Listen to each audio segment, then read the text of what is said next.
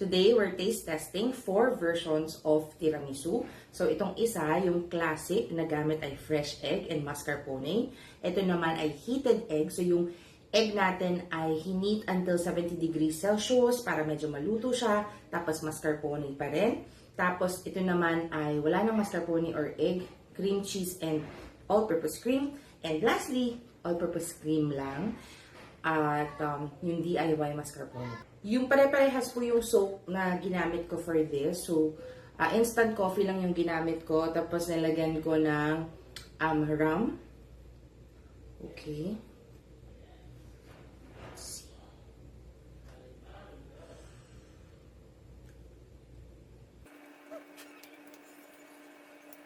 Very light.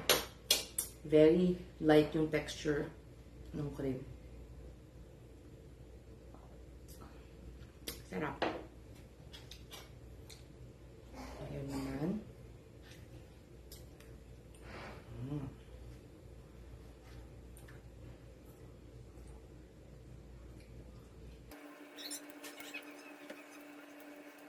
Mas denser yung cream.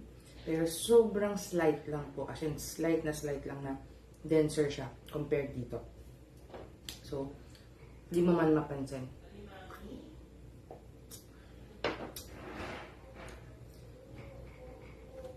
Ito naman, cream, cheese, and all-purpose cream. So, sobrang medyo iba na talaga siya dun sa classic na tiramisu.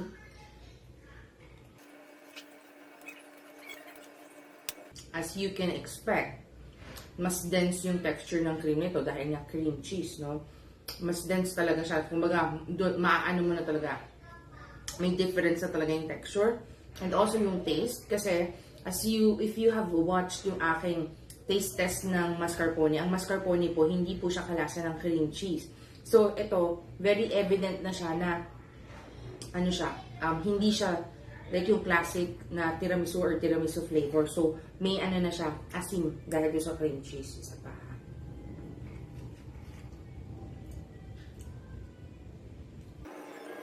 Smooth and creamy, pero yun nga, heavier na yung cream.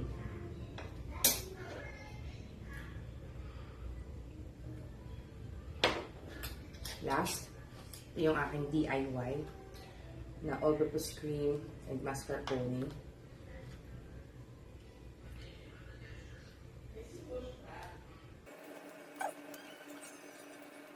Alam niyo po, paano ko ginawa yung DIY mascarpone? All-purpose cream lang siya na nilagyan ko ng calamansi juice. Actually, may nakitaan pala ako nun na lagyan ng calamansi juice. So, trinay ko. So, dahil nilagyan ko ng calamansi juice, very angat yung lasa ng calamansi dito. So, I'm thinking maybe, ayun nga, sa susunod, vinegar na lang yung ilalagay ko. Kasi po, kung sa texture lang, similar siya sa texture nito. Yung heated egg and mascarpone, similar texture. So, I think magwo-work kapag vinegar lang yung ilalagay ko para lang medyo mag-firm up yung inyong all-purpose cream.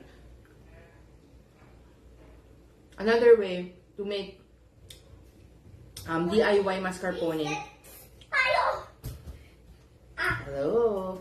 May guest taste tester tayo. Another way, wait lang. May egg ito. Yeah, may egg yan. Ito yung walang egg tong dalawa. Mamaya papatikin ko sa'yo. Okay. Wait lang, may share lang ako sa kanila. Another way to make your DIY mascarpone is to use heavy cream and then painitan mo siya hanggang magkaroon ng bubbles sa gilid, tapos dagdagan mo ng acid. Ayun, para mag-firm up din siya katulad ng mascarpone. Kasi technically, ganun lang ang ginagawa sa heavy cream para gumawa ng mascarpone. And, tinry ko gumamit ng all-purpose cream kasi mahal ang heavy cream. Hindi siya pwedeng ganun, yung iluto, tapos lagyan ng acid. Pero pwede siya, lagyan mo lang ng acid. Ayun. So, my conclusion is, again, pwede kayong gumawa ng tiramisu na hindi gumagamit ng mascarpone o ng eggs. I will actually explore itong recipe na to, i-develop further itong recipe na ito, and I wanna share that with you dahil pagdating sa texture, okay siya.